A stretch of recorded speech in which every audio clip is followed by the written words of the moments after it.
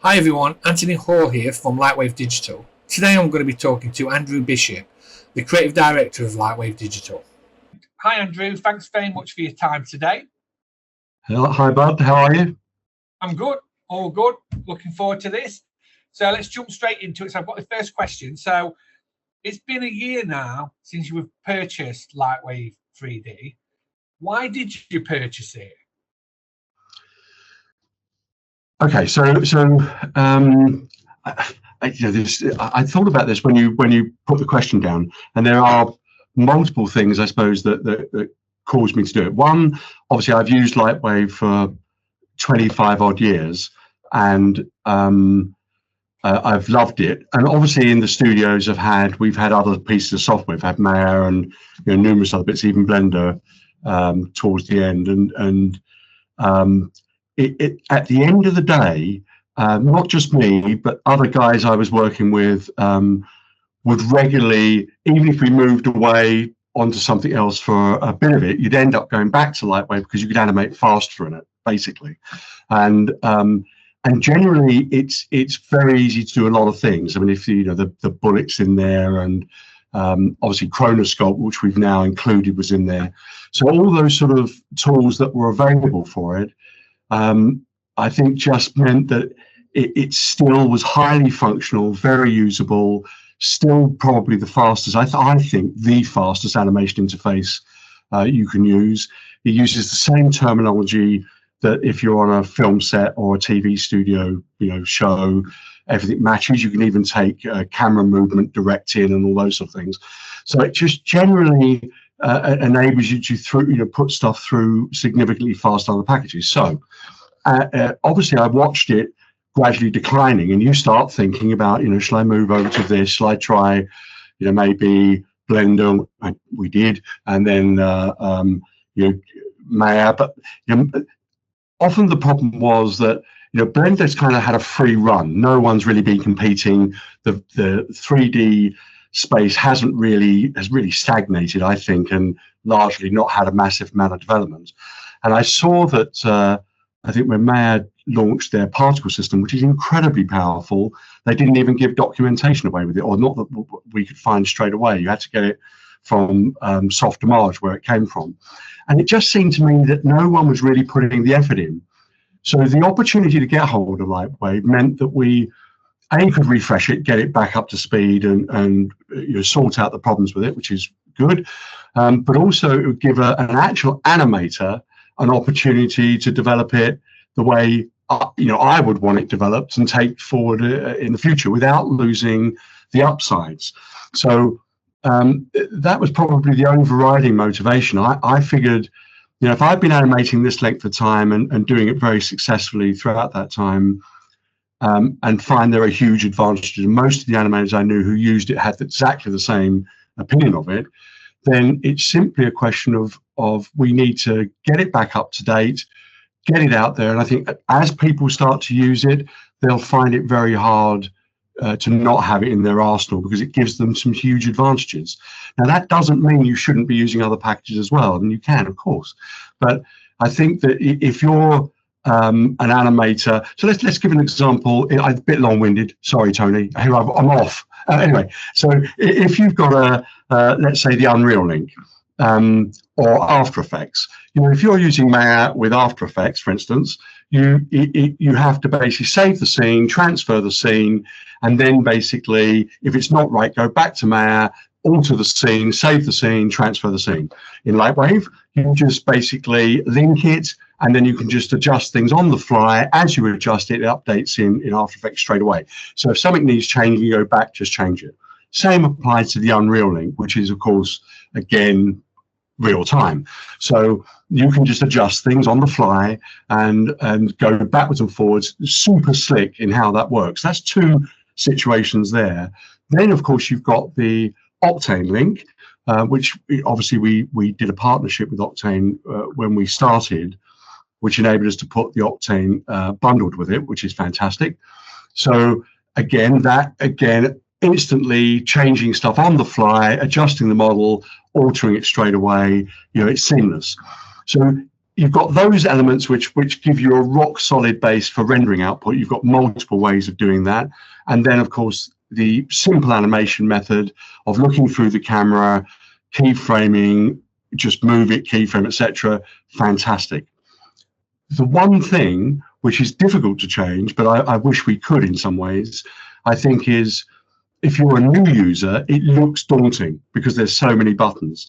But actually, if you go back to the basics of the camera controls and the movement controls, they're really simple to use. So anyway, that is basically the reason. It would be a tragedy that the program that pioneered most of our industry, the first time program ever had HDRI, Lightwave, the particle system, the bullet included, all those things in one program at an affordable price, as it's always been throughout its life. It's just fantastic value. And even today, okay, it's not free, Blender's free, but if you want to add in the things into Blender that Lightwave has as standard built in, it costs more to go that route than it does Lightwave. So again, Lightwave, yes, it costs a little bit of money, but it actually has more included with it as standard than any other package, and therefore it's an incredible value for money. So that's the reason. I'm very passionate about it. I love all 3D programs, but Lightwave, I think, is the cornerstone of most of the productions I've done over the years, and in fact, I couldn't really have done, what we've done without Lightwave. So the stuff we're doing now for Cummins, we pump that stuff through really fast, but it has to be at a very high standard. And I think so far this year, I think we've done almost 15 engines and gensets. It's already. Do you know what I mean? So yeah, and that's with a very small production crew. So largely with 3 or 4 people pumping that stuff out. And again, that's again with a lot of actually, Lightwave guys tend to be very flexible. So yeah. So hopefully that's answered it. Yeah. Okay, Andrew. So jumping on. So why do you feel Lightwave artists are so different from other artists? Okay, so most of the Lightwave community, and certainly this was the case right from the get-go with Lightwave, most Lightwave people were able to be all-rounders, so they could model, animate, texture, do everything you need to produce a production. And I suppose that comes from them, a lot of them taught themselves. There weren't many courses around initially for learning 3D. It was cheap for most of them to get, and so subsequently they could learn at home and practice at home. And so you ended up getting animators coming through who were all-round artists, whereas with most of the, I had a mayor department at VTR, and most of those guys were specialists, either modelers, animators, or texture, or particle, or very much specialists in a specific area. So you'd end up with mayor departments where it would go from one artist then to the next artist, then to the next artist, and through that team. But the Lightwave guys, you would give an artist a commercial to do, and he'll do the whole commercial.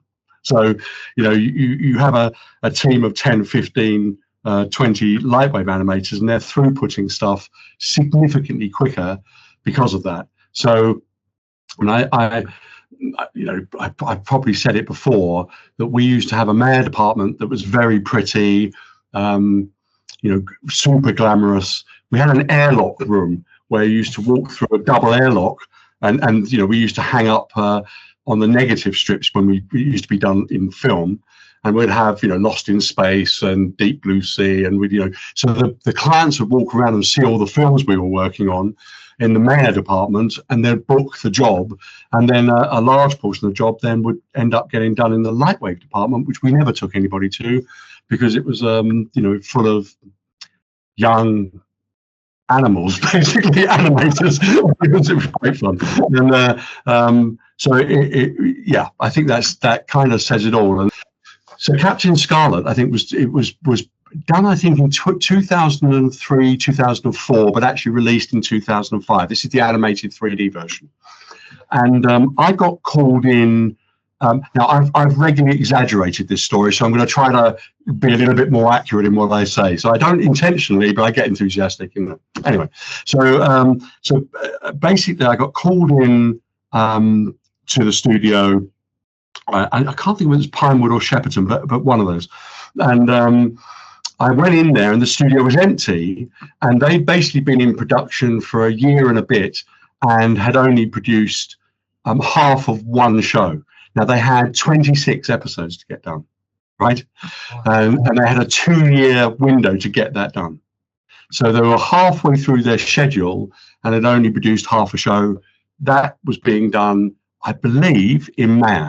In fact, I'm certain it was May, but I don't want to be, too disparaging to anybody, but it was being done in May.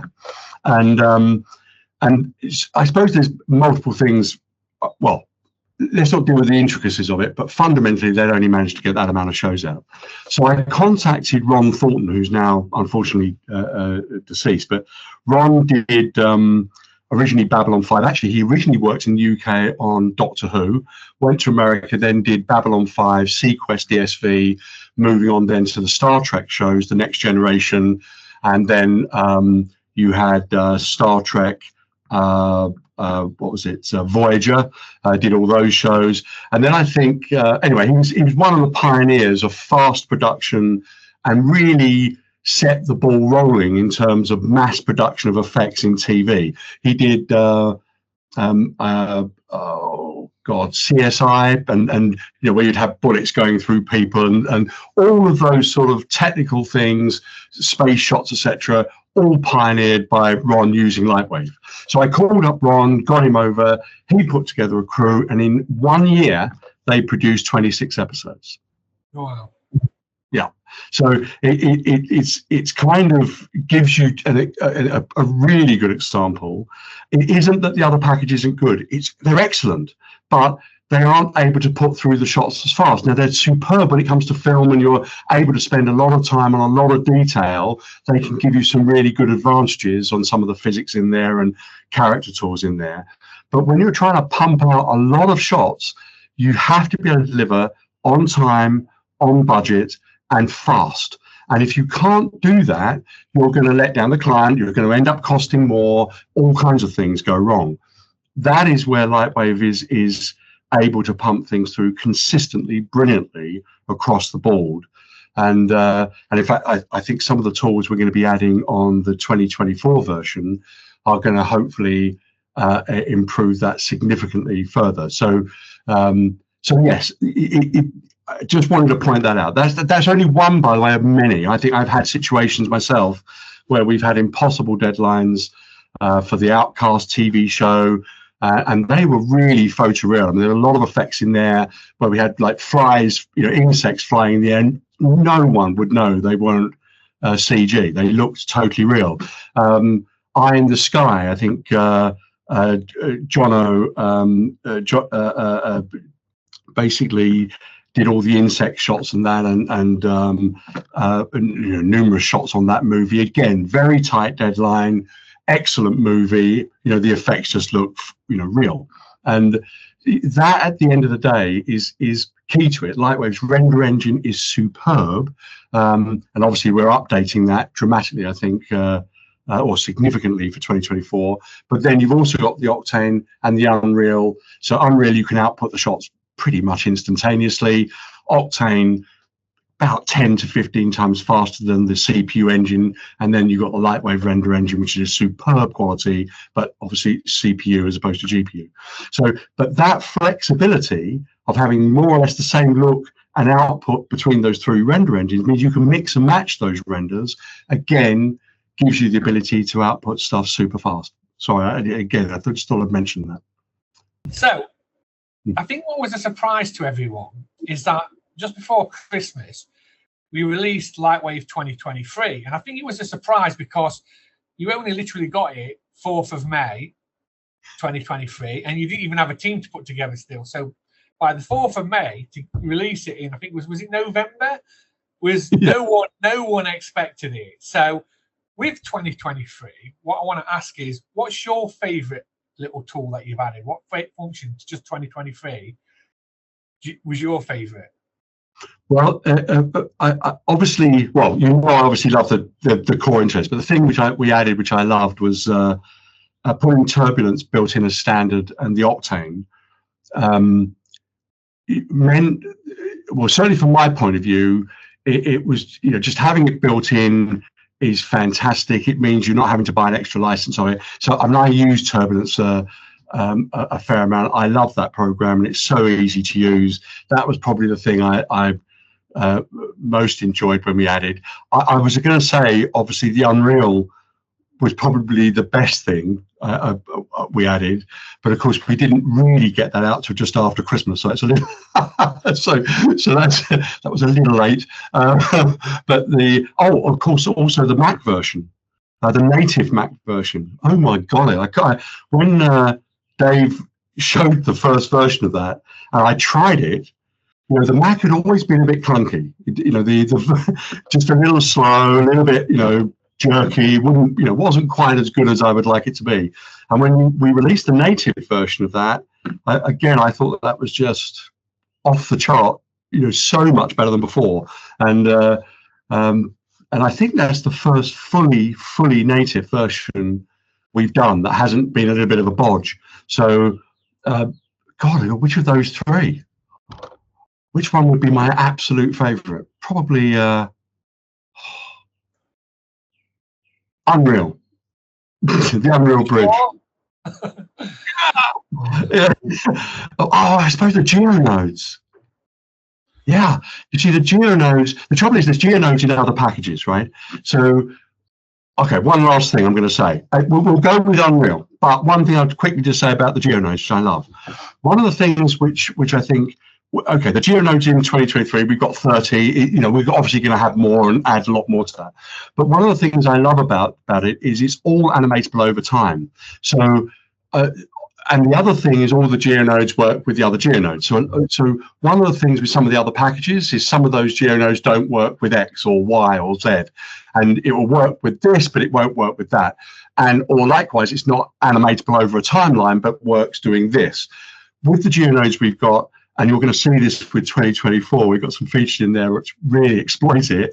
You can animate those things over time. So you can build objects over time. You can lay down fences over time. You know, you can do things that just enable you to do infographic stuff really well. So yeah, the GeoNodes would have to be a close second or third, maybe second, could be first. No, I would say Unreal, though, I think just having the Unreal Bridge so seamless, it is a godsend. I think it's fantastic. Everyone I've spoke to has just said that's a game changer for Lightwave. Yeah, and it's obviously it's version 1 for you, so it's only going to get better.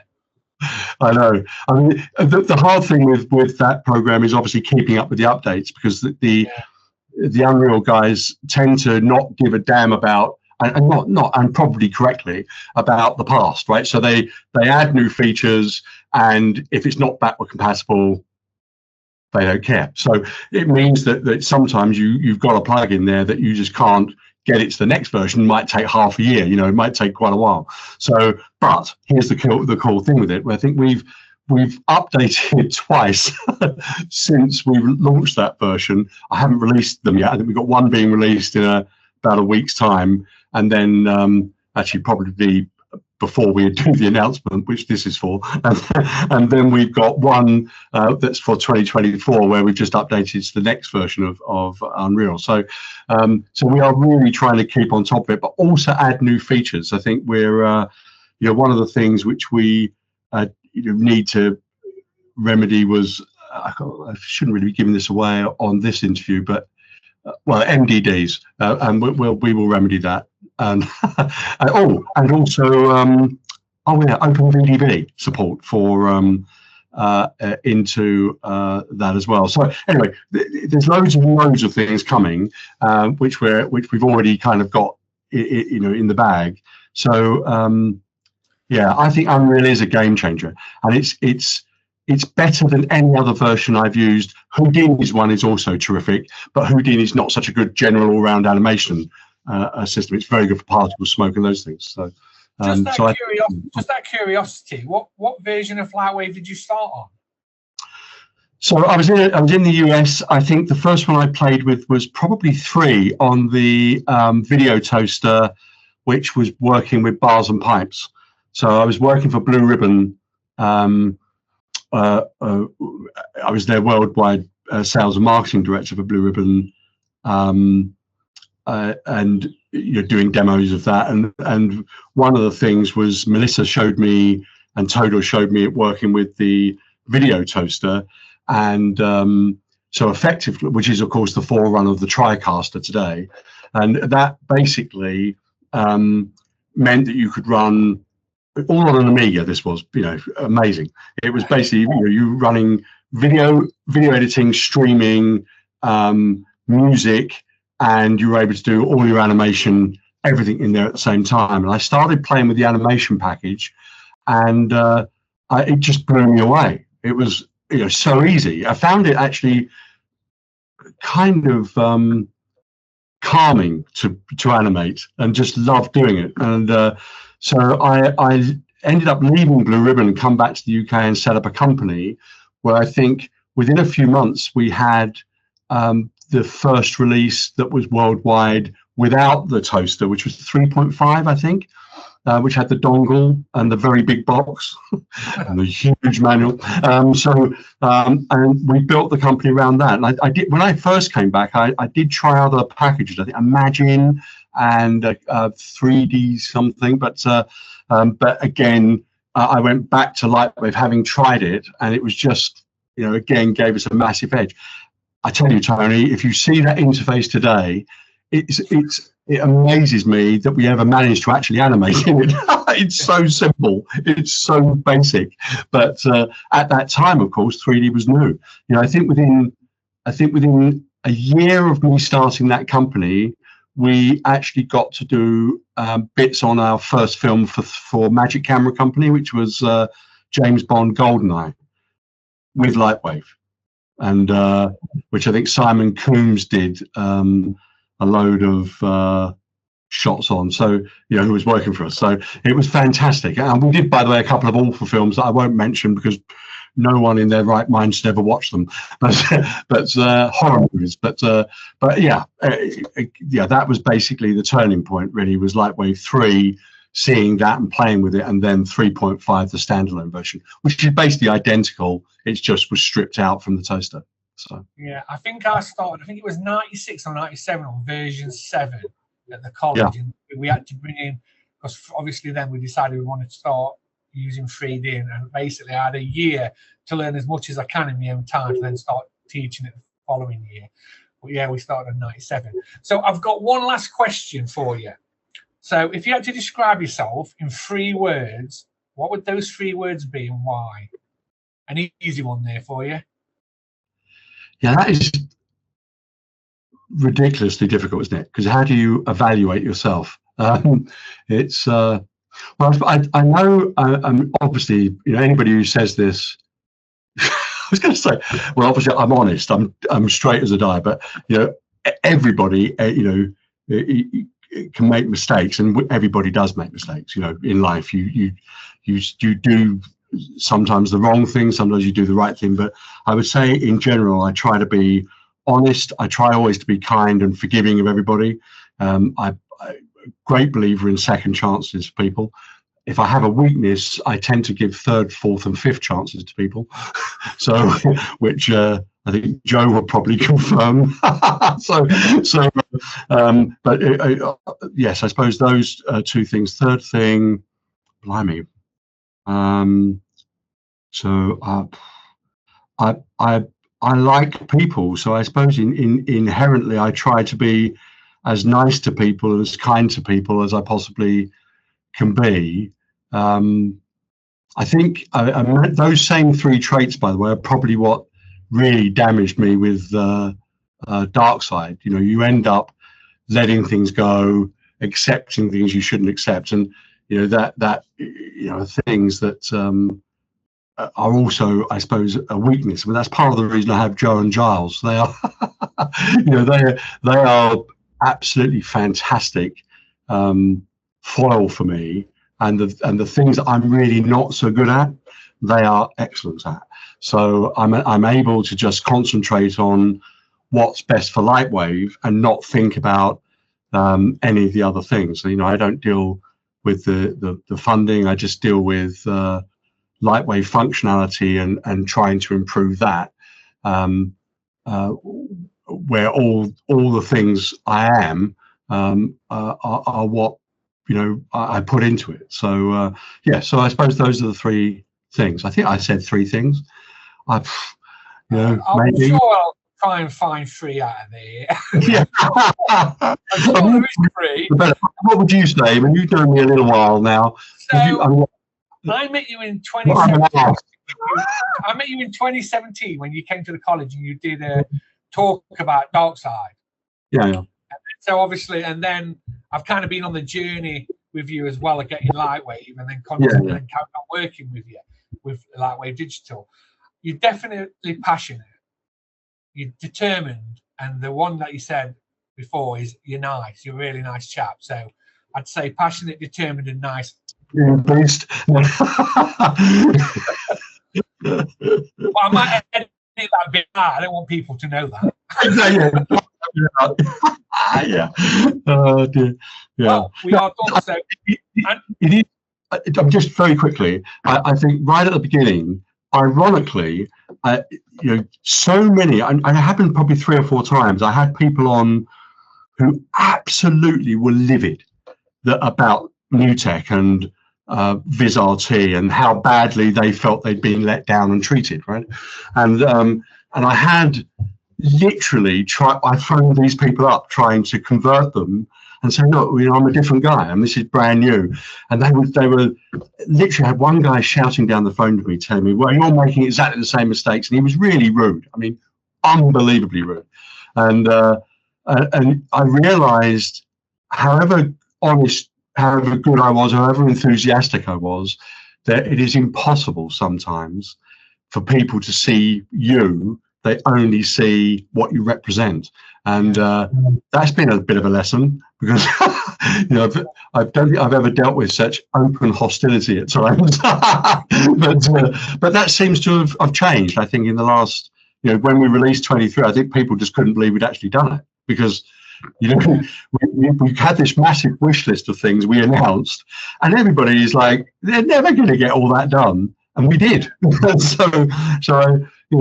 I think obviously we're about to do the same thing again. There's another great big wish list things. We're doing obviously a 2024 update early summer, midsummer, and then we'll do another big update by Christmas. And the big update by Christmas, we've already partially planned that one as well. And both of these have some significantly huge things we're doing. So yeah, and hopefully by everybody seeing what we've done with the first update, they'll know that we are going to achieve those things, and we are going to produce a significantly improved program each time we do an update. So anyway. So Andrew Bishop, thank you very much for your time today. Absolute pleasure, Tony. And obviously I hope everybody enjoys the interview and obviously the other things that are on today, a lot of which you've edited, so it's and done. I think everything, really. Okay, thank you. Yeah, great. Good to see you, bud. Bye. Yeah.